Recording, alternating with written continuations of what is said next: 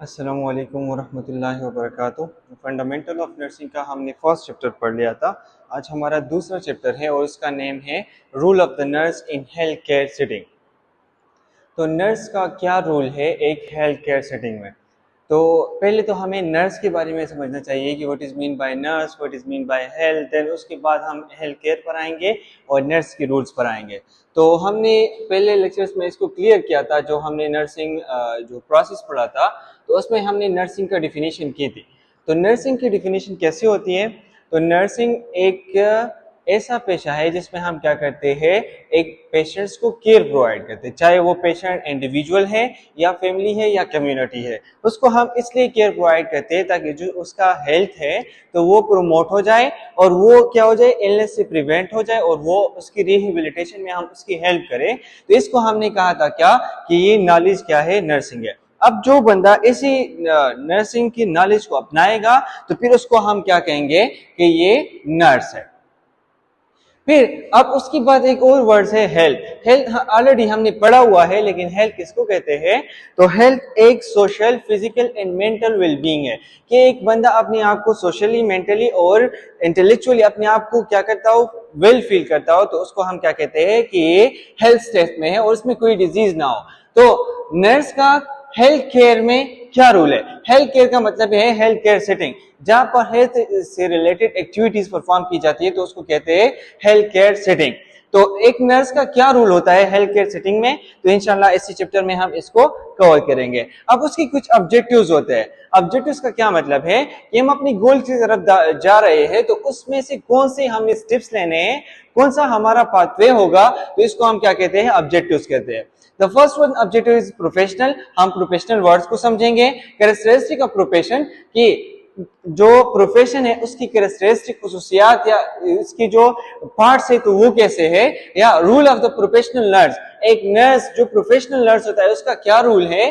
हाँ, career rules को हम पढ़ेंगे। एक फॉर एग्जांपल हमारे साथ क्या है, एक जो भी नर्सिंग का कैरियर एग्जांपल ले ले तो उसमें एक रूल कैसे निभाया जाता है इसको हम डिफाइन करेंगे। एज ए कम्युनिकेटर जो नर्स होता है उसको हम डिस्क्राइब करेंगे। जो नर्सिंग के रूल है एज अ टीचिंग का, तो उससे उसको हम डिफाइन करेंगे। और एज अ काउंसलर जो नर्सिंग का रूल है इंशाल्लाह हम उसको भी डिफाइन करेंगे। उसके बाद हम अपने पहले वाले ऑब्जेक्टिव पर आ जाते हैं। तो फर्स्ट वन ऑब्जेक्टिव क्या है, प्रोफेशनल है। A person who belong to one of the profession, वो बंदा जिस भी प्रोफेशन से ताल्लुक रखता हो तो हम इसको क्या कहते हैं, प्रोफेशनल कहते हैं। अब हमने कहा जिसने नर्सिंग की नॉलेज को अपना लिया तो उसको हम कहते हैं नर्स। तो नर्स क्या, एक प्रोफेशन है। अब जो भी बंदा जिस भी प्रोफेशन से ताल्लुक रखता हो तो इसको हम क्या कहेंगे, प्रोफेशनल कहेंगे। A professional is a member of a profession. Professional क्या है, एक मेंबर है किसका, प्रोफेशनल क्या है, एक मेंबर है प्रोफेशन का, जिस प्रोफेशन से भी उसका ताल्लुक हो लेकिन उसका मेंबर है तो उसको हम क्या कहेंगे, प्रोफेशनल कहेंगे। या any person who earns the living from a specialized professional activity, या वो बंदा जो अर्न करता हो, हासिल करता हो या अपनी जिंदगी गुजारता हो किसी भी ऐसी एक्टिविटी जो प्रोफेशन से रिलेटेड हो, तो उसको हम कहेंगे कि ये क्या है, एक प्रोफेशन है। A professional is a member of the profession, member है या प्रोफेशन का, या a person who earns their living from a specialized professional activity, या कोई ऐसी प्रोफेशनलाइज एक्टिविटी कर रहा है जिसको उससे अर्न हो रहा है, तो मतलब उसका क्या है कि ये क्या है, प्रोफेशनल है। उसके बाद the term also describe the standard of education, ये टर्म आल्सो डिस्क्राइब करता है एक एजुकेशन की स्टैंडर्ड को। And training that prepares member of the profession with particular knowledge, ये टर्म क्या करता है, डिस्क्राइब करता है एक एजुकेशन की स्टैंडर्ड को और उसके साथ साथ ट्रेनिंग। अगर हम एग्जांपल ले लें नर्सिंग का, तो नर्सिंग में हमारे साथ क्या है, नॉलेज है और उसके साथ स्किल्स है। तो स्किल्स ट्रेनिंग होंगे और नॉलेज क्या हो गए, एजुकेशन हो गए। तो ये जो प्रोफेशनल का वर्ड है ये हमें डिस्क्राइब करता है एजुकेशन की स्टैंडर्ड्स के बारे में और उसके स्किल्स के बारे में। That prepare members of the profession, जो तैयार करता है एक प्रोफेशन के मेंबर को with the particular knowledge and skill, एक खास और मखसूस नॉलेज के साथ और उसके स्किल्स के साथ जो नेसेसरी होती है to perform their specific role with that profession, एक काम को अंजाम करने के लिए जो भी उस प्रोफेशन से ताल्लुक रखता है। इसी सारे वर्ड्स को हम एग्जांपल्स के तौर से क्लियर कर लेते हैं कि फॉर एग्जांपल एक नर्स है, उसने नर्सिंग का नॉलेज हासिल कर लिया है, उसके साथ स्किल्स है। अब ये अपनी नॉलेज और स्किल्स को इस तरीके से वो परफॉर्म करेंगे कि जिस तरीके से एक पेशेंट्स की नीड होती है। फॉर एग्जांपल किसी को आईवी लाइन की जरूरत है तो उसको आईवी लाइन लगाएगा उसके प्रोटोकॉल के मुताबिक, उसका हाइजीन का ख्याल रखते हुए। तो ये क्या है, इस स्लाइड से, ये वाला एग्जाम्पल से ये स्लाइड्स क्लियर हो जाता है। उसकी बात अगर हम प्रोफेशनलिज्म के बारे में बात करें तो professionalism refers to the professional character. जो प्रोफेशनलिज्म है तो वो क्या करता है, हमें बताते हैं प्रोफेशनल कैरेक्टर के बारे में। अब प्रोफेशनल के बारे में आपको पता है कि एक मेंबर है प्रोफेशन का, उसको हमने प्रोफेशनल कहा। तो अब अगर कोई प्रोफेशनल की खसूसियत है तो उसको हम क्या कहते हैं, professionalism. Professionalism refers to professional character, या उसका कोई कैरेक्टर है या उसका जोश जज्बा है। स्पिरिट का मतलब क्या है, जोश जज्बा है, और मेथड है या भी कोई प्रोसीजर है। तो प्रोफेशनलिज्म रिफर्स करता है एक प्रोफेशनल कैरेक्टर को, उसके साथ उसकी जोश व जज्बे को और उसकी मेथड्स को। It is a set of the attributes. ये प्रोफेशनलिज्म क्या है, एक खुसूसियात है, एक मजमुआ है खुसूसियात का। A way of life that implies responsibility and commitment, या एक जीने का तरीका है जो हमें बताता है किसके बारे में, जिम्मेदारी के बारे में और अपना वादा निभाने के बारे में। तो प्रोफेशनलिज्म क्या बन गया, ये एक प्रोफेशनल कैरेक्टर है या मेथड है या वो जोश और जज्बा है जो एक प्रोफेशन क्या करता है, एक प्रोफेशनल पर्सन परफॉर्म करता है। हाँ, इसके बाद ये क्या है, एक सेट्स या ग्रुप्स ऑफ द कैरेक्टर्स हैं जो हमें बताते हैं कि एक इंसान की रिस्पांसिबिलिटी क्या होगी और उसका जो फॉर एग्जांपल किसी ऑर्गेनाइजेशन के साथ उसका बॉन्ड बन गया है, उसका मतलब वादा, इसका हम एग्जांपल ले सकते हैं। जो हमारा बॉन्ड होता है, अगर फॉर एग्जांपल कोई बंदा ऐसा होता है कि एक कंपनी में उसको जॉब लग जाती है तो उसके साथ क्या करता है, उसके साथ एक बॉन्ड लिखता है कि मैंने इस टाइम से इस टाइम तक काम करना है, मेरी सैलरी इतनी होगी, मैं आपको इतने टाइम के लिए क्या होगा प्रोवाइड होगा, 1 ईयर के लिए, 2 ईयर के लिए। तो इसको क्या कहते हैं, कमिटमेंट कहते हैं। तो प्रोफेशनलिज्म क्या हो गया, प्रोफेशनल कैरेक्टर हो गई या मेथड हो गया। उसके बाद प्रोफेशनलाइजेशन क्या है, professionalisation is the process of becoming professional. वो प्रोसेस जिससे एक बंदा क्या हो जाता है, प्रोफेशनल हो जाता है। तो उसको, इस प्रोसेस को हम क्या कहते हैं, प्रोफेशनलाइजेशन कहते हैं। That is of acquiring characteristic considered to be a professional, जिसमें क्या आते हैं कि एक बंदा ऐसी खुसूसियात को अपना लेता है जो एक प्रोफेशनल बंदी को होती है, तो उसको हम क्या कहेंगे, प्रोफेशनलाइजेशन कहेंगे। ये जो 2-3 से वर्ड्स निकल गए हैं तो ये एमसीक्यूज के लिए बहुत ज्यादा इंपॉर्टेंट है। एमसीक्यूज इससे आते हैं और इससे, इस चैप्टर से ऐसे एमसीक्यूज बनते हैं जो 2-3 पॉइंट्स एक दूसरे के साथ रिलेटेड होते हैं। तो आपने इससे अपना कांसेप्ट क्लियर करना है। एमसीक्यू जो एग्जांपल्स के जरिए से मैं समझा रहा हूं उसको भी समझे। तो अगर फॉर एग्जांपल एक ऐसे सिनेरियो टाइप एमसीक्यूज बन जाता है तो उस सिनेरियो टाइप पर आपने क्या करना है, फोकस करना है। क्राइटेरिया ऑफ प्रोफेशन, अब एक प्रोफेशन का मायार क्या होगा, उसके उसूल क्या होंगे। To provide a needed service to the society, एक सोसाइटी है उसको जो जरूरत होती है तो ये एक प्रोफेशन उसको क्या करेगा, उसी की जरूरत के मुताबिक अपनी खिदमत अंजाम देगा। तो advance knowledge in its field, अब कोई ऐसा बंदा है जो क्या करता है, नर्सिंग कर रहा है, तो वो अपनी नर्सिंग में क्या करेगा, रिसर्च करेगा। रिसर्च के बाद तो एमपीएच टाइप होते हैं या एमएसएन है, तो वो करेगा, अपनी नॉलेज को क्या करेगा, एडवांस करेगा थ्रू रिसर्च। तो protects its member and make it possible to practice effectively, तो अपने मेंबर को क्या करेगा, प्रोटेक्ट करेगा और ये पॉसिबल बनाएगा कि जो प्रैक्टिस कर रहा है वो इफेक्टिवली हो। कैसे कि फॉर एग्जांपल हम क्या कर रहे हैं, वार्ड में है, हम मेडिकेशन कर रहे हैं तो हम अपने मेंबर्स को प्रोटेक्ट करेंगे। अब हमने अपने मेंबर्स को प्रोटेक्ट कैसे करना है, हम उसको जो डोज लगा रहे हैं तो ऐसे राउट से लगाए जो ठीक हो, वो इस स्पीड से लगाए कि वो स्पीड भी ठीक हो, कि कितने ml पर मिनट होने चाहिए। तो उस तरीके से हम अपने पेशेंट्स को क्या कर सकते हैं, अपने मेंबर्स को प्रोटेक्ट कर सकते हैं। और जो हम अपना प्रैक्टिस परफॉर्म कर रहे हैं तो वो भी क्या होगा, इफेक्टिव होगा। उसके बाद 2 वर्ड्स हैं, वोकेशन एंड प्रोफेशन है। तो वोकेशन एंड प्रोफेशन में ऐसे जनरली समझे कि वोकेशन और प्रोफेशन में क्या फर्क होता है। जो भी बंदा एक नॉलेज हासिल करता है और उसके लिए कोई डिग्री वगैरह नहीं होती तो उसको हम कहते हैं वोकेशन। अगर उसके साथ डिग्री रिलेटेड हो गई, उसने एक डिग्री हासिल कर ली, उसने उसके मुताबिक स्पेसिफिक नॉलेज ले लिया, तो फिर उसको हम कहते हैं profession. Vocation is generally a job, एक वोकेशन क्या है, ये जनरली सिंपली अ जॉब है that requires a particular set of skills. इसके लिए स्किल्स की रिक्वायर्ड होती है, एक्वायर्ड थ्रू एक्सपीरियंस, लेकिन वो किस के जरिए से होंगी, एक्सपीरियंस के जरिए से थ्रू ट्रेनिंग या ट्रेनिंग के जरिए से, but not necessary dependent on a college degree, लेकिन कॉलेज डिग्री की उसके लिए कोई जरूरत नहीं होती है। अब इसका एग्जांपल क्या होगा?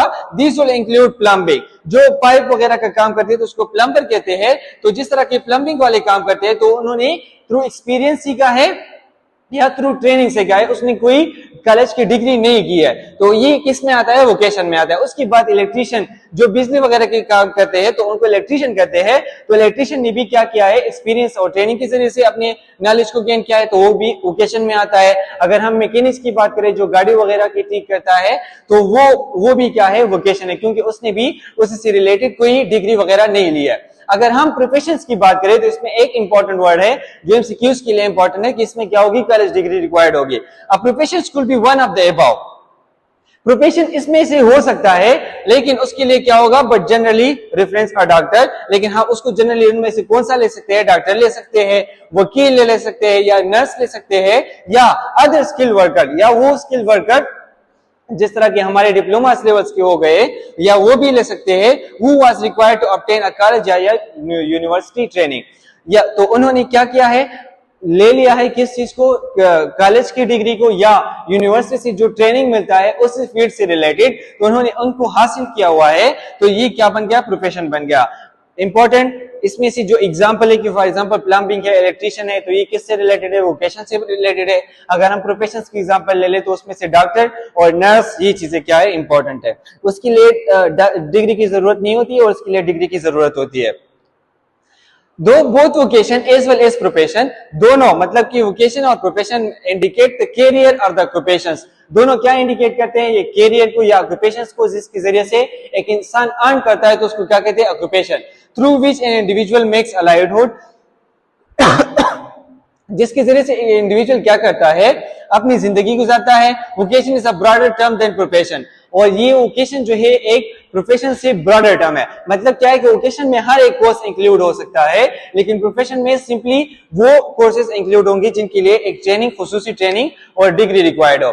Profession refers to the career, profession refers करता है उस कैरियर को डेट वन ऑप्स फॉर, जो एक इंसान ख्वाहिश रखता है उसके लिए कि गेटिंग एक्सटेंसिव ट्रेनिंग, कि उसके लिए खुसूसी ट्रेनिंग हासिल करे, एंड एक्वायरिंग स्पेशल स्किल्स, और उसकी जो स्किल्स होते हैं वो भी एक्वायर कर ले, वो भी हासिल कर ले, to become eligible for a job in it, कि किस लिए? ताकि वो इसके लिए काबिल हो जाए कि वो उसमें क्या कर सके? जॉब कर सके।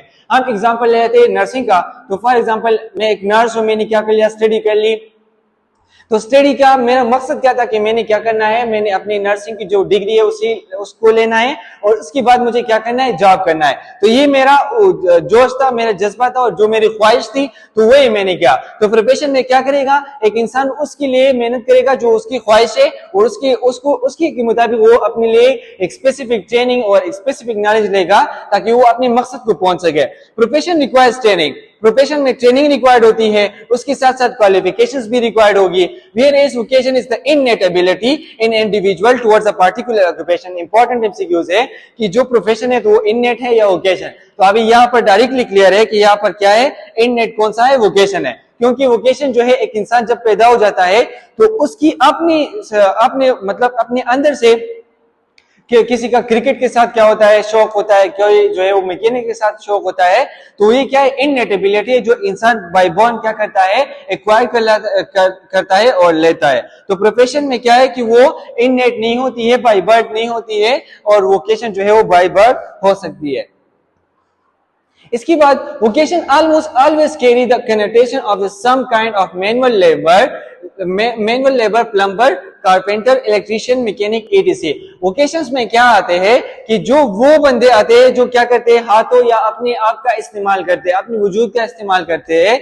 जिस तरह की अगर हम एग्जांपल ले ले प्लम्बर का, तो प्लम्बर को हमने पहले वाली स्लाइड्स में क्लियर कर लिया क्या है कि जिस तरह के पाइप वगैरह की काम करते हैं, कारपेंटर जो लकड़ी वगैरह की काम करते हैं, वोट बनाने वाले, और इलेक्ट्रीशियन जो है वो बिजली वगैरह तारों की जो मुरम्मत वगैरह करते हैं, तो इलेक्ट्रीशियन है, और मैकेनिक मतलब गाड़ी वाले। तो ओकेशंस में ये वाले काम वाले आते हैं जो क्या करते हैं? अपनी हाथों और अपनी फिजिकल अपनी बॉडी को यूज कर लेते हैं। उसके बाद अगर हम उसकी बजाय जाए तो इसके अलग जाए प्रोफेशंस पर, तो employees some kind of the white collar job, इसको हम व्हाइट कलर जॉब भी कह सकते हैं। इंपॉर्टेंट एमसीक्यूज है कि profession is also called white collar job. ठीक है जी, तो प्रोफेशंस को हम व्हाइट कलर जॉब इसलिए कहते हैं कि उसमें क्या होता है, एक इंसान जो है या तो कुर्सी पर बैठा होता है या उसका एक ऐसा रुतबा होता है जो उसकी जिसकी वजह से एक इंसान की क्या होती है, रिस्पेक्ट होती है। तो प्रोफेशन क्या है, एक व्हाइट कलर जॉब है। Historically the contrast was much stronger. अगर हम हिस्ट्री पर चले जाए तो जो व्हाइट कलर जॉब होता था, मतलब प्रोफेशन होता था, वो बहुत ज्यादा स्ट्रांग था। मतलब क्या है, एक आम आदमी को ये कंसिडर नहीं होता था कि ये क्या है, एक प्रोफेशन है। जिस तरह की क्लर्क वगैरह हो गए, तो यहाँ पर अगर हम बात कर ले, but today any kind of the knowledge worker, लेकिन आज जो भी जिसने भी क्या किया है, नॉलेज हासिल किया है, कोई डिग्री ली है, तो उसको हम क्या कहते हैं, वो एक क्या है, प्रोफेशनल है या प्रोफेशन है। जिस तरह के एग्जांपल है क्लर्क का, यहाँ पर एग्जांपल फिर से सुन ले कि historically the contrast was much stronger. अगर हम हिस्ट्री पर चले जाए तो प्रोफेशन जो था वो मच स्ट्रॉन्गर था, बहुत ज्यादा। जब एक बंदा बहुत ज्यादा इल्म हासिल कर लेता था और अपना एक मुकाम हासिल कर लेता था, तो फिर इसको क्या कहते थे, प्रोफेशन कहते थे। लेकिन अब but today any kind of the knowledge worker, जो भी बंदा है उसने नॉलेज गेन कर लिया है, जिसमें से अगर क्लर्क का एग्जांपल ले लेते हैं तो क्या होता है, कंसीडर होता है एज अ प्रोफेशनल। उसके बाद ऑक्यूपेशंस के बारे में बात करते हैं। तो ऑक्यूपेशन क्या है, जिस पेशे से भी एक इंसान क्या करता है, अर्न करता है, उसको पैसे आते हैं और उससे उसकी जिंदगी गुजरती है, तो ये क्या है, ऑक्यूपेशन है। ऑक्यूपेशन इज एन एक्टिविटी और टास्क। ये एक एक्टिविटी है या टास्क है। एक्टिविटी का मतलब है कोई काम है या कोई ऐसा चैलेंज है with which one of the occupies oneself, जिसकी जरिए से एक बंदा क्या करता है, अर्न करता है, अपनी जिंदगी गुजरता है। Usually specifically the productive activity.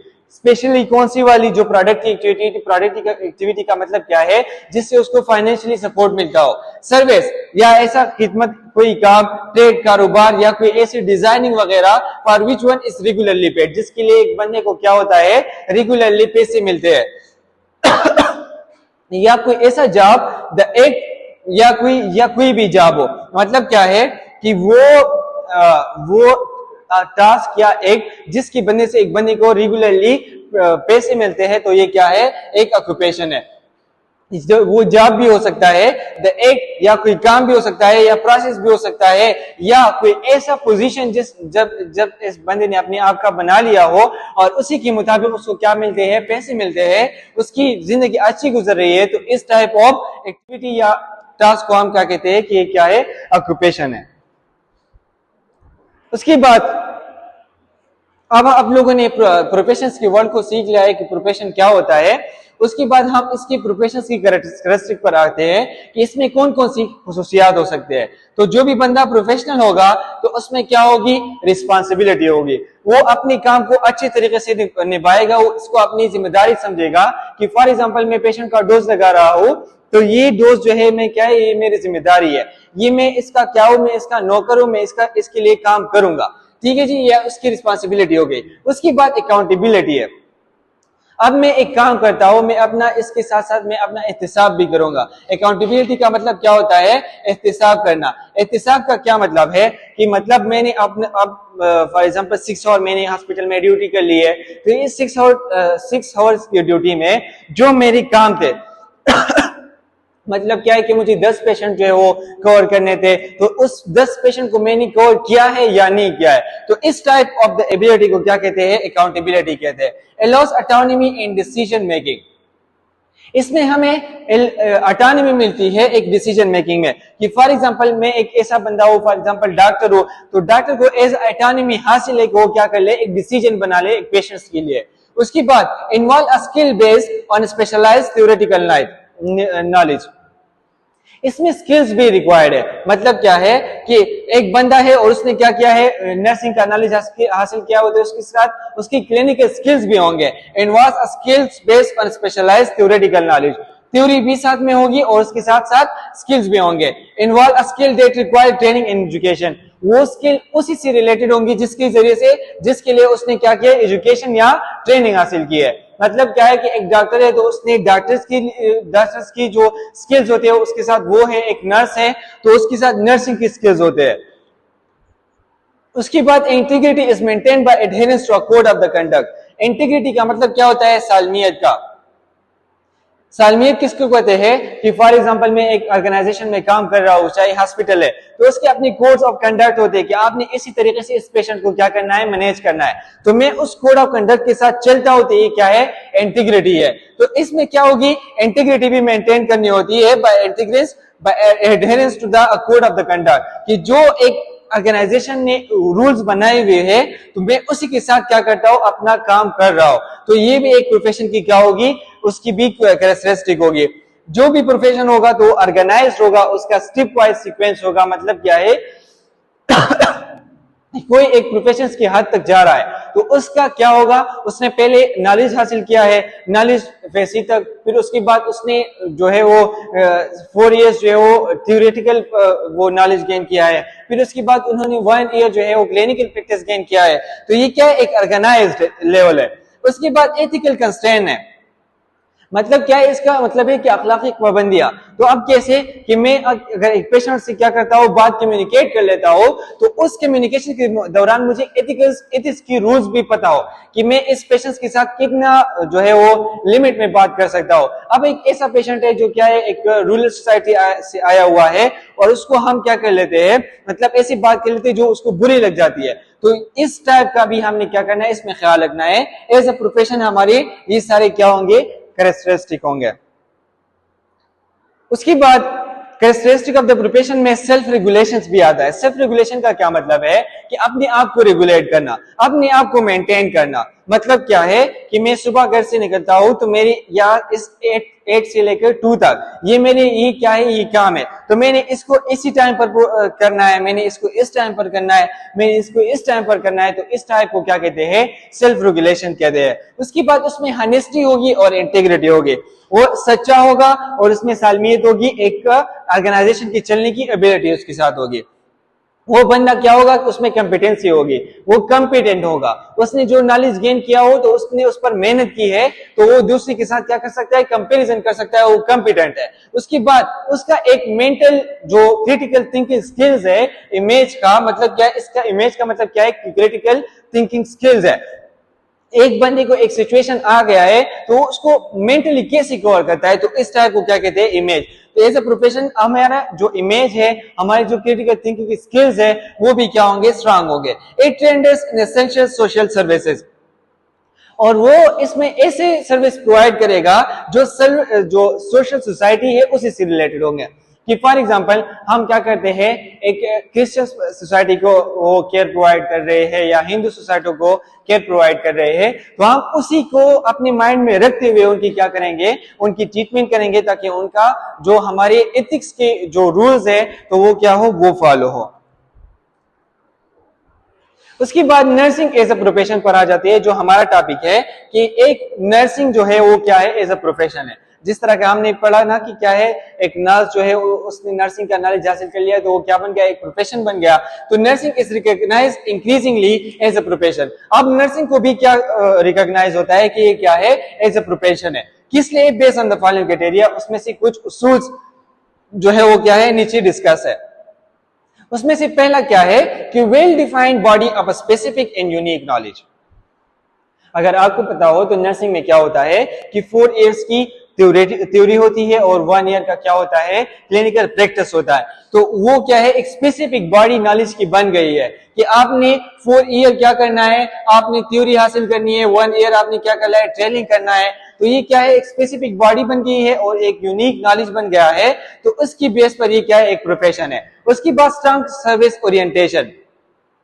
इसमें ऐसा स्ट्रांग सर्विस ओरिएंटेशन का मतलब यहाँ पर ऐसा है कि उसको ऐसे एक्सपोज या ऐसे इन्वायरमेंट में रखा जाता है जो मुख्तलिफ सिचुएशंस को क्या करता हो, हैंडल कर सकता हो। मतलब क्या है कि वो एक हॉस्पिटल में चला गया है, तो उस हॉस्पिटल में फॉर एग्जांपल इमरजेंसी है, उसमें डिफरेंट टाइप ऑफ कंडीशन आती है, तो उस डिफरेंट टाइप्स ऑफ कंडीशन को क्या कर सकता हो, मेंटेन कर सकता हो। तो स्ट्रांग सर्विस ओरिएंटेशन का यहाँ पर ये मतलब है। Recognize authority by professional group.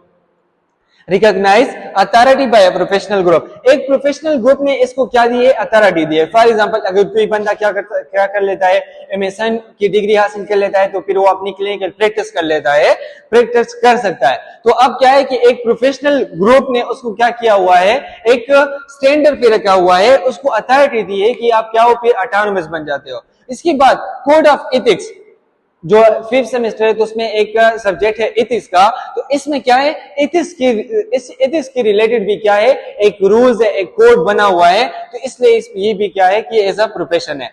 Professional organization that set standards, ये एक professional organization that set standards का यहाँ पर मतलब ये है कि ये एक प्रोफेशनल ऑर्गेनाइजेशन है और इसने क्या हुआ है, एक क्या किया है, एक स्टैंडर्ड को बना लिया है। स्टैंडर्ड का मतलब क्या है कि यहाँ पर उसने ऐसी नॉलेज को लेकर आए हैं कि फॉर एग्जांपल 50 बुक्स है, 50 सब्जेक्ट्स है, तो इन सब को यहाँ पर क्या करेंगे, कवर करेंगे। तो प्रोफेशनल ऑर्गेनाइजेशन ने इसको ऐसा स्टैंडर्ड करार दिया हुआ है कि ये क्या है, सेट ऑफ द स्टैंडर्ड है, तो इसी बेस पर ही क्या है, प्रोफेशन भी है। ऑनगोइंग रिसर्च, इसमें रिसर्च भी होता है, तो इसकी बेस पर भी क्या है, ये प्रोफेशन है। इसमें अटानोमी भी होती है, एक बंदा क्या हो जाता है, खुद मुख्तार भी हो जाता है जब वो क्या कर लेता है, एमएसएन हासिल कर लेता है, उसकी डिग्री हासिल कर लेता है, तो फिर वो अटानोमस बन जाता है। उसके बाद अगर एक प्रोफेशनल नर्स की हम क्या कर लेते हैं, कैरेक्टरिस्टिक के बारे में बात कर ले, तो उसकी कैरेक्टरिस्टिक क्या होंगी, केयरिंग होगा। केयरिंग का मतलब क्या है कि वो अपने पेशेंट का ख्याल रखेगा। उसके बाद वो ईमानदार होगा, सच्चा बोलेगा, सच बात करेगा तो हानेस्ट है, ईमानदारी उसमें है, अपनी काम को सही तरीके से अंजाम देता है तो फेथफुल है। पेशेंट क्या है, एक पेशेंट का यहाँ पर मतलब ये है सब्र करना। एक पेशेंट गुस्सा हो गया है तो उसने उसको गुस्सा कर लिया है, तो उसमें क्या होनी चाहिए, साबिर होगा, वो सब्र करेगा उस पर। गुड लिसनर, अगर पेशेंट उसको कोई बात कहता है तो उसको क्या करेगा, पहले अंडरस्टैंड भी करेगा, उसको सुनेगा, अकाउंटेबिलिटी, अपने आप का एहतिसाब भी करेगा कि फॉर एग्जांपल मैंने ये काम किस तरीके से किया, मुझे किस तरीके से करना चाहिए था, तो अकाउंटेबल भी होगा एज अ प्रोफेशनल नर्स। उसके बाद कॉम्पिटेंट होगा, उसमें क्या होगी, एबिलिटी होगी। उसके बाद कॉन्फिडेंट होगा, उसमें हौसला होगा कि फॉर एग्जांपल हर किस्म की सिचुएशन को क्या कर सकता हो, फेस कर सकता हो। कमिटमेंट उसमें होगी, एक बंदे ने उसको राज बता लिया तो वो राज को क्या करेगा, राज करेगा, वो वादा निभाएगा, तो उसमें क्या है, कमिटमेंट है। या उसने ऑर्गेनाइजेशन ने उसके साथ बॉन्ड लिख लिया है तो उस बॉन्ड को भी क्या करेगा, फॉलो करेगा, तो ये भी क्या है, कमिटमेंट है। रिफ्लेक्टिव का यहां पर मतलब ये है कि फॉर एग्जांपल एक पेशेंट ने उसको एक बात के लिए, तो उसको क्या करता है, वापस रिवाइज कर लेता है कि आपने ऐसी बात के लिए ऐसी ठीक है, तो इसको क्या कहते हैं, रिफ्लेक्टिव कहते हैं। नॉन जजमेंटल का मतलब ये है कि वो यहाँ पर जल्दी डिसीजन नहीं करेगा, पहले वो बात को समझेगा, उसके बाद वो क्या करेगा, डिसीजन लेगा। सिर्फ केयर प्रोवाइडर, और वो अपनी पेशेंट को ऐसे केयर प्रोवाइड करेगा जिसके जरिए से उसको क्या होगी, मतलब क्या है कि उसको कोई बेनिफिट होगा लेकिन उसको हार्म नहीं होगा, तो क्या है कि इसको सेफ केयर प्रोवाइड करेगा। अगर हम कैरियर रूल की यहाँ पर बात करें, जो हमारा एक ऑब्जेक्टिव था कि कैरियर रूल क्या होता है, A rule is a state of the expected behavior। पहले रूल को समझे कि रूल क्या है, तो रूल एक एक्सपेक्टेड बिहेवियर है कि फॉर एग्जांपल मैं एक नर्स हूं तो मेरे फ्यूचर में क्या होगा, ये एक्सपेक्टेड मेरा ये बिहेवियर रहेगा, तो ये क्या है, रूल है। A rule is a set of the expected behavior। Rule क्या है, एक group of the expected behaviour है जो एसोसिएट करता है, जो साथ होता है विद अ पर्सन स्टेटस। किसके साथ, एक पर्सन के स्टेटस को।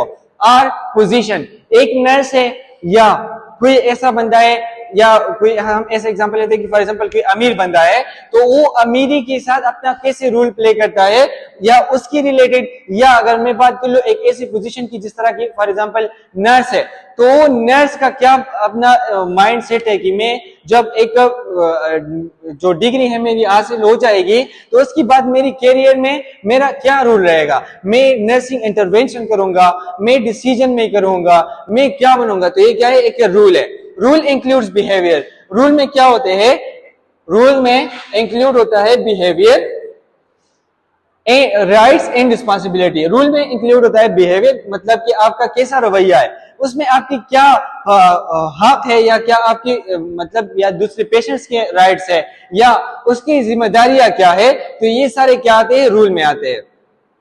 नर्सिंग फंक्शंस, अगर हम राइट्स की बात कर ले तो 5 राइट्स होते हैं। The first one is right patient, उसके बाद right dose, right medication, right route and right time. ये 5 राइट्स है और इंपॉर्टेंट एमसीक्यूज में आ जाते हैं। Nursing function is a variety of the rules every day. Nurse जो है वो क्या करते हैं, फंक्शन करते हैं, अपना काम करते हैं, वैरायटी ऑफ रूल, मतलब क्या है कि वो डिफरेंट तरीके से अपना रूल पेश करते हैं हर एक दिन। एक पेशेंट आता है, उसके साथ उसका एक बिहेवियर होता है, दूसरे पेशेंट के साथ उसका दूसरा बिहेवियर है। मतलब बिहेवियर क्या ये है कि उसको एक किस्म की ट्रीटमेंट प्रोवाइड करनी है, दूसरे के साथ दूसरे किस्म की ट्रीटमेंट प्रोवाइड करनी है। या अगर ऐसा पेशेंट है जो अनकॉन्शियस है उसके साथ उसका बिहेवियर, या एक ऐसा पेशेंट है जो क्या है बिल्कुल मतलब ठीक है और अपने आप को ऐसा इलनेस में है, उसकी इंटरनल फीलिंग क्या है चेंज है, तो उसके साथ उसका कैसे बिहेवियर है, तो अपनी बिहेवियर को क्या करता है चेंज करते रहता है। ऑफन रूल्स और lives which may lead to a conflict in the expectation or the responsibility। जब दो रूल क्या हो जाते हैं एक दूसरे के साथ मिल जाते हैं तो फिर वो क्या बना लेते हैं कॉन्फ्लिक्ट बना लेते हैं। कॉन्फ्लिक्ट का मतलब यहाँ पर ये है कि वो एक मसला बना लेते हैं। मसला का क्या है कि फॉर एग्जांपल दो पेशेंट्स हैं और दोनों के पेशेंट के डोज ने हमने क्या कर लिए एक दूसरे के साथ मिक्सअप कर लिए, तो ये क्या हो गए फॉर एग्जांपल दो रूल्स की क्या हो गई ओवरलैपिंग हो गई कि एक पेशेंट्स की उसकी रूल्स के मुताबिक उसका एक डोज था, दूसरे पेशेंट्स के रूल्स के मुताबिक उसका दूसरा डोज था, तो हमने दूसरे को एक दूसरे के साथ क्या कर लिया मर्ज कर लिया, तो उसके बेस पर क्या बन गया एक मसला बन गया जो एक नर्स का क्या होता है एक्सपेक्टेशन होती है या उसकी रिस्पांसिबिलिटी के मुताबिक उसने क्या बना लिया एक कॉन्फ्लिक्ट बन गया उससे कि उसकी रूल्स ओवरलैप हो गए। तो ये क्या है कैरियर रूल है। उसके बाद अगर हम बात कर ले प्रोफेशनल नर्स की, तो एक प्रोफेशनल नर्स का क्या रूल होता है, एक नर्स है उसका क्या रूल है, तो उसकी रूल्स को आज हम पढ़ेंगे। The first one is care giver. Care giver का क्या मतलब है कि वो केयर प्रोवाइड करेगा, मतलब क्या है कि एक पेशेंट है वो अनकॉन्शियस है तो उसको हर किस्म की केयर प्रोवाइड करेगा। उस हर किस्म की केयर को एक स्पेसिफिकली वर्ड कहते हैं जिसको कहते हैं होलिस्टिक। होलिस्टिक केयर प्रोवाइड करना, होलिस्टिक का मतलब ये है कि उसको हर लिहाज से केयर प्रोवाइड करता है। उसके बाद उस काउंसलर होगा। काउंसलर का मतलब क्या है कि एक पेशेंट उसको अपनी बात बताएगा, वो उसके साथ डिस्कस कर लेगा, उसको सजेशंस और वो उसको एडवाइस दे सकता है, लेकिन उसके लिए वो काम नहीं करेगा कि आपने ये काम जरूरी करना है, ऐसा नहीं करेगा। उसको सिर्फ मशवरा दे सकता है, काम करना किसका है पेशेंट का है। तो काउंसलर का ये रूल है। फिर उसके बाद एज ए टीचर उसका रूल है। टीचर का मतलब क्या है कि वो उसको सिखाएगा। उसके बाद क्लाइंट एडवोकेट का रूल है। क्लाइंट का एक वकालत करेगा, कैसे कि फॉर एग्जांपल एक पेशेंट है उसने एक नर्स को अपनी बात बता ली, तो वो अब पेशेंट एक फिजिशियंस के बारे में वो बात नहीं कह सकता है, तो क्लाइंट जो नर्स है तो उसको क्या करेगा फिजिशियंस को वो एडवोकेट करेगा। चेंज एजेंट का मतलब क्या है कि फॉर एग्जांपल कि ऐसा पेशेंट है जिसका बिहेवियर इश्यूज है या उसकी साइकोलॉजिकल इश्यूज है, तो उसमें चेंज लाने के लिए भी क्या है रिस्पॉन्सिबल है। कम्युनिकेटर उससे बात करेगा। उसके बाद as a team work, team member का मतलब क्या है कि यहाँ पर टीम वर्क की काम करेगा। टीम वर्क का मतलब ऐसा भी हो सकता है कि पेशेंट्स और क्लाइंट्स के बीच में हो, या स्टाफ एंड स्टाफ के बीच में हो, या नर्स और डॉक्टर्स के बीच में हो, तो क्या होगा एक टीम वर्क की टीम मेंबर्स के तौर पर काम करेगा एक नर्स। उसके बाद रिसोर्स पर्सन, उसके साथ क्या होंगे रिसोर्सेज होंगे, वो उसी सोर्स को क्या करेगा एलोकेट भी करेगा, रिफर भी करेगा। अब ये सारे फिर आगे स्लाइड्स में डिस्कस है क्लियरली। उसके बाद ऐसे लीडर भी है। लीडर का क्या मतलब है कि एक ग्रुप है तो उसको क्या करेगा लीड करेगा। लीड मतलब उसको गाइड करेगा, उसकी जो ग्रुप मेंबर है उनको एक साथ रखेगा। डिसीजन मेकर, एक डिसीजन बनाने के लिए भी क्या है एक नर्स है कि फॉर एग्जांपल हमारा नर्सिंग प्रोसेस है उसमें क्या होता है प्लानिंग भी होती है, तो एज अ डिसीजन मेकर भी एज अ नर्स हो सकता है। उसके बाद एज ए रिसर्चर भी है कि रिसर्च भी करता है एक प्रोफेशनल नर्स। उसके बाद एक एक रूल करके सारे पढ़ लेते हैं। ये role as a care giver. अब केयर गिवर का आप लोग को पता है कि वो क्या करेगा केयर प्रोवाइड करेगा। केयर प्रोवाइड का क्या मतलब है कि एक पेशेंट है उसको ट्रीटमेंट की जरूरत है तो वो ट्रीटमेंट देगा। एक पेशेंट है उसको एक फिजिकली एक्टिविटी की जरूरत है, वो उसको फिजिकल एक्टिविटी में हेल्प करवाएगा। तो ये क्या है केयर गिवर है। The caregiver is the rule most commonly associated with nursing by the general public. Caregiver का जो रूल है नर्स का, तो जनरल पब्लिक में यही कॉन्सेप्ट होता है कि नर्स क्या है केयर गिवर है, वो सिर्फ केयर प्रोवाइड करता है। उसके बाद in the rule of the caregiver, the nurse provide direct care when clients are unable to meet their own needs. अगर पेशेंट एक ऐसा पेशेंट है जो उसको अपनी मतलब अपना केयर नहीं कर सकता है, तो उस पेशेंट को डायरेक्टली भी क्या करेगा केयर प्रोवाइड करेगा। दिस इंक्लूड, जिसमें इंक्लूड है फिजिकल नीड। अगर किसी को फिजिकल नीड की जरूरत है, फिजिकल नीड का मतलब क्या है कि उसको उठाना है, बिठाना है या वॉशरूम तक ले जाना है, तो ये क्या है उसकी फिजिकल नीड्स है। विच कैन, या उसको खाना देना है या उसको पानी देने हैं, तो इसकी क्या है फिजिकल नीड्स है। Which can range from the total care to the helping a patient with illness prevention. जो एक रेंज में होता है कहां से कि उसको टोटल केयर प्रोवाइड करे। टोटल केयर के लिए हमने वर्ड यूज कर लिया था होलिस्टिक केयर का, या उसको होलिस्टिक केयर प्रोवाइड कर ले या उसकी हेल्प करे इलनेस प्रिवेंशन में। जो इम्यूनाइजेशन का प्रोसेस होता है तो जो प्राइमरी प्रिवेंशन है उसमें आता है। तो यहाँ पर क्या है कि एक पेशेंट क्या है वो इलनेस में है, तो इलनेस को भी उसको क्या करेगा, प्रिवेंट करेगा।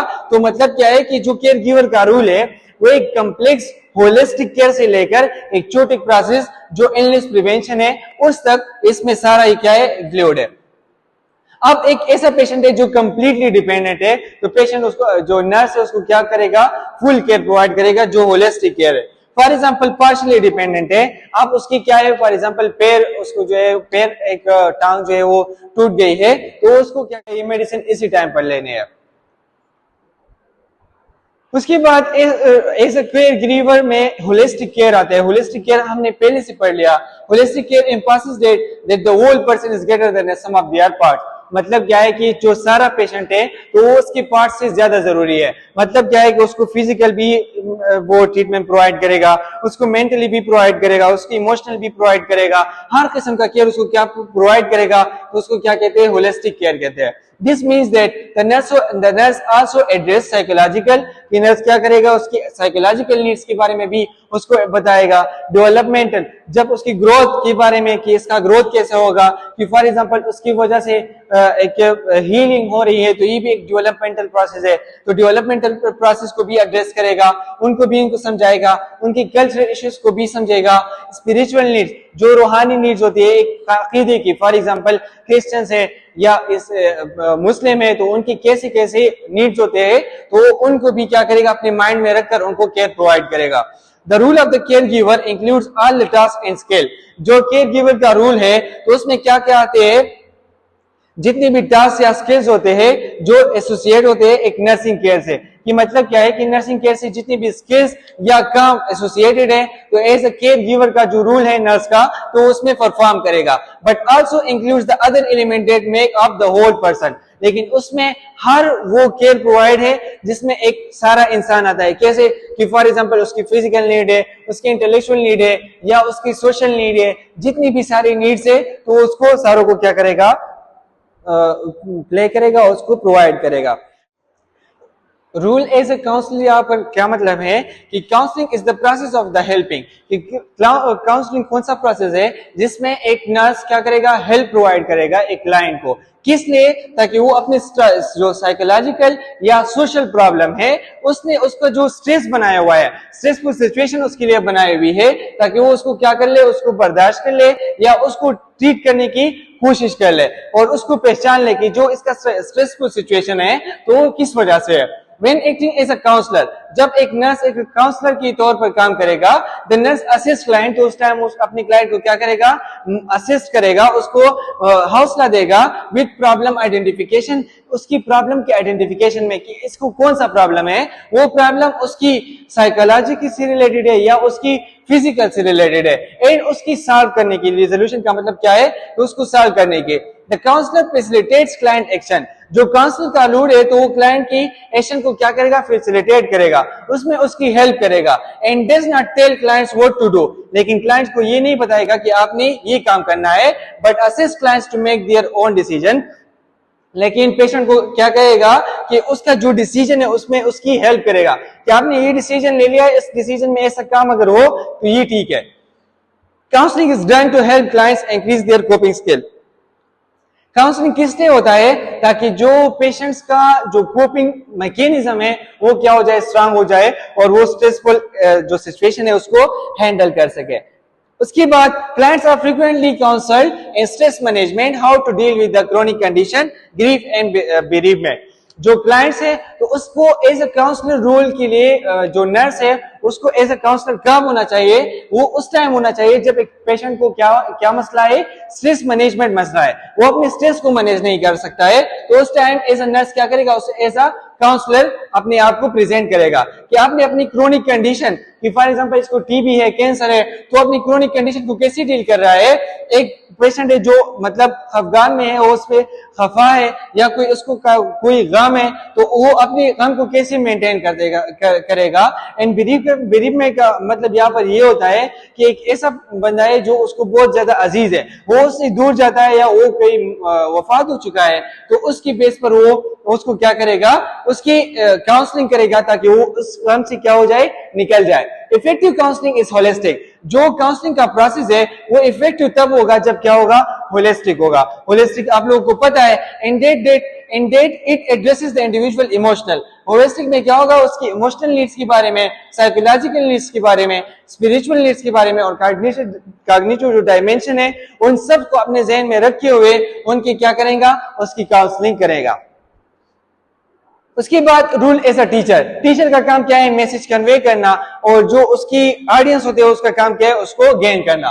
Teaching is an active process. तो जब वो उसको मैसेज को कन्वे करेगा तो कौन सा प्रोसेस बन गया, एक्टिव प्रोसेस बन गया। In which one individual shares information, जिसमें एक इंडिविजुअल अपनी इंफॉर्मेशन को शेयर करता है विद अदर्स, और लोगों के साथ कि वो क्या कर ले, अपनी इंफॉर्मेशन को शेयर कर ले with other to provide them with information to make behaviour change. और उस इंफॉर्मेशन जो उसने शेयर की है तो उसकी वजह से दूसरे बंदे का बिहेवियर क्या हो जाए, चेंज हो जाए। This is an active process है, एक एक्टिव प्रोसेस है जिसमें क्या करता है, टीचर अपने जो स्टूडेंट्स होते हैं तो उनको नॉलेज कन्वे कर लेता है। एक नर्स है तो वो अपने पेशेंट को क्या करता है, नॉलेज कन्वे कर लेता है, उसकी वजह से उसका बिहेवियर क्या रहता है, उसका बिहेवियर चेंज कर लेता है। Learning is the process of disseminating information with a resulting change in a behaviour. अब लर्निंग क्या है, लर्निंग एक ऐसा प्रोसेस है जब कोई आपको सिखा रहा है और आपने उसको सीख लिया, अभी उसी नॉलेज को आपने क्या करना है, एसिमिलेट करना है अपनी प्रीवियस नॉलेज से, अपनी और अपनी जो फ्यूचर की जो आपकी आगे आ रहा है, मतलब क्या है कि जो आपने हासिल कर लिया है उसके साथ कंपेयर कर रहे हैं। अब इसका एग्जांपल कैसे बनेगा कि फॉर एग्जांपल एक पेशेंट को नर्स ने क्या कर लिया, कोई बात कर ली मेडिकेशन के बारे में, तो उसने उसको टीचिंग प्रोवाइड कर ली। तो टीचिंग प्रोवाइड कर ली मतलब नॉलेज शेयर कर लिया। अब जो पेशेंट है उसने उसको क्या कर लिया, लर्न कर लिया, सीख लिया। अब पेशेंट अपने आप को क्या कर रहा है, मेंटेन कर रहा है। तो पहले वो अपने आप को मेंटेन नहीं कर सकता था, अब अपने आप को क्या कर रहा है, मेंटेन कर रहा है, तो बिहेवियरल चेंज आ गया। तो इस प्रोसेस को क्या कहते हैं, टीचिंग एंड लर्निंग कहते हैं। उसके बाद टीचिंग जो है इंट्रिंसिक पार्ट ऑफ नर्सिंग है। टीचिंग क्या है, एक अंदरूनी पार्ट है नर्सिंग का। अंदरूनी का मतलब क्या है कि बेसिक पार्ट है नर्सिंग का। The nurse views each interaction as an opportunity for a education. जितने भी नर्स के इंटरेक्शंस होते हैं पेशेंट्स के साथ, तो उसमें एक नर्स क्या करता है, ये मौका देखता है कि मैं इससे कैसे एजुकेट करूंगा या इससे मैं कैसे knowledge gain करूंगा। Both clients and nurse can learn something from each counter with each other। जब भी क्लाइंट और नर्स के बीच में इंटरेक्शन होती है तो उसमें क्या होता है कि नर्स भी नॉलेज गेन करता है और पेशेंट भी नॉलेज गेन करता है। Teaching by the nurse can be formal. जो टीचिंग का प्रोसेस है, एक नर्स पेशेंट्स को प्रोवाइड कर रहा है, तो ये फॉर्मल भी होगा, इनफॉर्मल भी हो सकता है, इंटेंशनल भी हो सकता है और एक्सीडेंटल भी हो सकता है। फॉर्मल का मतलब ये है कि जिसमें एक दूसरे की रिस्पेक्ट और लिहाज को रखा जाए, तो ये क्या है, फॉर्मल है। इनफॉर्मल में क्या है कि उसमें रिस्पेक्ट का लिहाज न रखा जाए, तो इनफॉर्मल है। इंटेंशन का मतलब क्या है कि वो प्री प्लान है, उसके लिए प्लान ऑलरेडी है कि मैं इस टाइम से क्या करूंगा, कम्युनिकेशन करूंगा। या इंसिडेंटल है, जिस टाइम भी आप चले गए और उनसे क्या कर ली, इंटरेक्शन कर ली, तो ये क्या है, इंसिडेंटल है।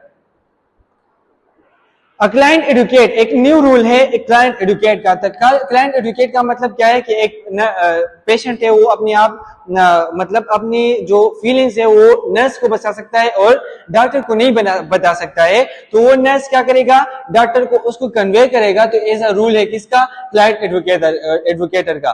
Client advocate is a person, client advocate वो पर्सन है वो speaks up for or acts on behalf of the client so as to protect him. मतलब क्या है कि क्लाइंट एडवोकेट का मतलब यहाँ पर ये है कि एक नर्स एक ऐसा बंदा होगा जो एक पेशेंट्स की बिहाफ पर बोलेगा और उसके लिए क्या करेगा, उसके लिए काम करेगा ताकि अपने पेशेंट्स को क्या कर ले, प्रोटेक्ट कर ले। In this rule the nurse में रिप्रेजेंट द क्लाइंट्स नीड। इस रूल्स में एक नर्स अपने आप को क्या करेगा, पेशेंट्स की जितनी नीड्स होंगे उसी के जरिए अपने आप को क्या करेगा, रिप्रेजेंट करेगा। And wishes to other health professional, और उसकी के मुताबिक अपनी जो अदर स्टाफ मेंबर है उनको इनकी बात क्या करेगा, कन्वे करेगा। Advocacy empowers clients to be partner in the therapeutic process rather than the passive recipient of the care. Advocacy का यहाँ पर एक अहम रोल ये है कि जो पेशेंट होता है, जो क्लाइंट होता है, तो ये इस बात को समझा रहता है उसी पेशेंट को, मतलब कि एक नर्स है तो उस पेशेंट को आपने ये समझा रहता है कि मैं आपकी एडवोकेसी कर रहा हूं, तो एडवोकेसी का मतलब ये है कि मैं आपकी बात को कन्वे कर रहा हूं। अब ये आपके साथ इख्तियार है कि आप मुझे बताएं कि आपने किस तरीके से अपने ट्रीटमेंट को मेंटेन करना है। The relationship that encourages clients empowerment is one of the mutual participation by the client and the nurse. इस प्रोसेस के जरिए से क्या होगा, एक रिलेशनशिप बनेगा कि एक क्लाइंट क्या कर सकता है, अपने डिसीजन को बना सकता है। Clients and families are actively involve in establishing goals. अब इसमें क्या है कि जो पेशेंट्स हैं और जो इसकी फैमिली है, तो वो क्या है, जो गोल्स बन रही है, जो प्लानिंग बन रही है एक पेशेंट को ट्रीटमेंट देने के लिए, तो उसमें क्या होंगे, इन्वॉल्व होंगे। उसके बाद frequently clients and families do not communicate to their concern to the physicians but will do so to the nurse with whom a bond has been established। मतलब क्या है कि एक फैमिली मेंबर या एक पेशेंट जो है अपनी बात नर्स से आसानी से कह सकता है as compare to the physician. उसके बाद nursing function as a client advocate by listening and communicating the spread concern to the other health care provider and including those concern into the care planning.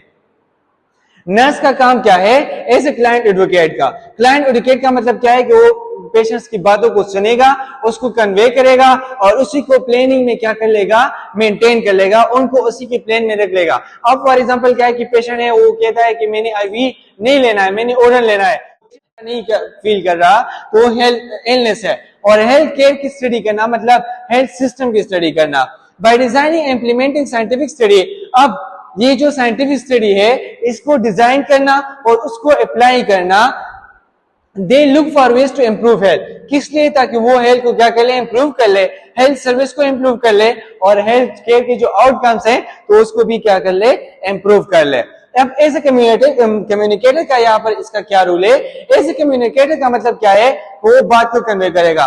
Communication का process किसको कहते हैं, What is mean by communication? तो communication है, communication का मतलब क्या है कि मैसेज को कन्वे करना है, मैसेज को कन्वे करना है। ये टू वे प्रोसेस है, एमसीक्यूज में आ सकता है, टू वे प्रोसेस है, यहाँ पर मैसेज को कन्वे करना है।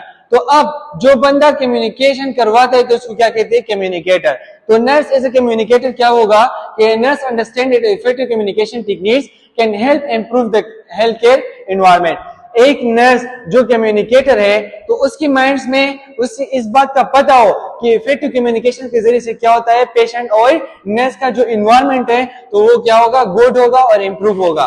Barrier to effective communication can inhibit the healing process.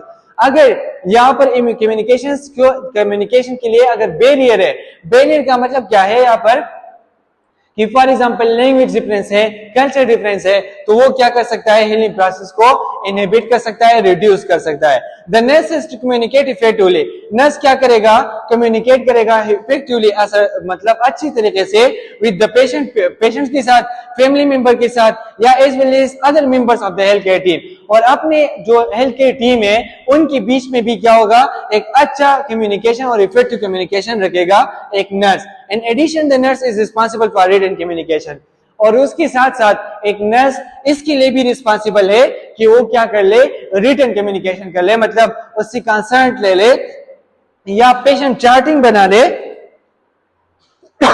which is a key component to the continuity of care। Patient की चार्टिंग का मतलब क्या है कि वो डॉक्यूमेंटेशन कर ले, और ये डॉक्यूमेंटेशन क्या है, एक कंटिन्यूटी ऑफ केयर के लिए एक इंपॉर्टेंट कंपोनेंट है। अगर जो डॉक्यूमेंटेशन है ये नहीं होता है तो मतलब क्या है कि इंटरवेंशन भी नहीं हुई है और जो डोज है तो वो नहीं लगा हुआ है। Role as a decision maker, decision maker का यहाँ पर क्या मतलब है कि वो डिसीजन अपनी क्रिटिकल थिंकिंग को भी यूज करेगा, तो क्रिटिकल थिंकिंग को यूज करके वो एक डिसीजन भी बना सकता है। And as a decision maker is to use critical thinking. Critical thinking skills to make decision, set goals and promote outcome for a patient. As a decision maker, वो decision as a decision बनाने वाला कि एक फैसला बनाने वाला किस लिए, कैसे कि वो अपनी क्रिटिकल थिंकिंग को यूज करे। क्रिटिकल थिंकिंग का यहाँ पर मतलब ये है कि एक प्रॉब्लम आ गया है तो उसको कैसे हैंडल करना है, उसके लिए एक चार्ट बनाना है। फॉर एग्जांपल पेज पर मैंने लिख दिया कि ये प्रॉब्लम है, अब इस प्रॉब्लम के लिए कौन से मुझे स्टेप्स लेने हैं कि मैं इसको प्रिवेंट कर लूं, उसको रिड्यूस कर लूं, कौन सा ट्रीटमेंट मैंने लेना है, कौन से मैंने जो है वो खाना खाना है, मतलब कि मुझे कौन सा डाइट लेना है। तो ये भी क्या है, ये क्रिटिकल थिंकिंग है। तो क्रिटिकल थिंकिंग की स्किल्स को मैं यूज करूंगा किस लिए कि डिसीजन बना सकूं, गोल्स बना सकूं, या जो पेशेंट्स के आउटकम है तो उसको क्या कर लो, प्रमोट कर लो। These critical thinking skills includes assessing the patient, identifying the problem, planning, implementing intervention, and evaluating the outcome। जो नर्सिंग का प्रोसेस है, इंपॉर्टेंट एमसीक्यूज है कि जो नर्सिंग का प्रोसेस है जिसमें ये 5 स्टेप्स इंक्लूड है, असेसमेंट का, उसके बाद डायग्नोसिस का, प्लानिंग का, इंटरवेंशन का या इम्प्लीमेंटेशन का और इवैल्यूएशन का। तो ये 5 स्टेप्स इसी में इंक्लूड है। तो जो नर्सिंग प्रोसेस है तो उसके लिए हम कौन सी स्किल्स यूज करते हैं, क्रिटिकल थिंकिंग स्किल्स यूज करते हैं। तो क्रिटिकल स्किल्स यूज करके हमने क्या कर लिया, पेशेंट को असेस कर लिया। पेशेंट को असेस करने का मतलब क्या है कि उसको जज कर लिया, उससे डेटा कलेक्ट कर लिया, डेटा को कलेक्ट करने के बाद उसको ऑर्गेनाइज कर लिया, वैलिडेट कर लिया और डॉक्यूमेंट कर लिया। फिर उसके बाद उसकी प्रॉब्लम को आइडेंटिफाई करने मतलब डायग्नोसिस कर ले, फिर गोल्स बना लिए, फिर उसके लिए इम्प्लीमेंटेशन एक्शन प्लान बन गया और उसके बाद उसको हमने क्या कर लिया, डबल चेक और वैलिडेट कर लिया। A nurse uses clinical judgment, his or her ability to discern what is best for the patient to determine the best course of the action for the patient. As a nurse अपनी clinical judgement को use करेगा, जो उसने क्या कर लिया, assessment में कर ली, या अपनी एबिलिटी को यूज करेगा कि पेशेंट के लिए कौन सा जो ट्रीटमेंट है वो बेस्ट है, ताकि वो मैं उसको दे दूं और पेशेंट क्या हो जाए, रिकवर हो जाए और वो ट्रीट हो जाए। तो ये हमारा सेकंड चैप्टर था जो पेपर के लिए बहुत ज्यादा इंपॉर्टेंट है।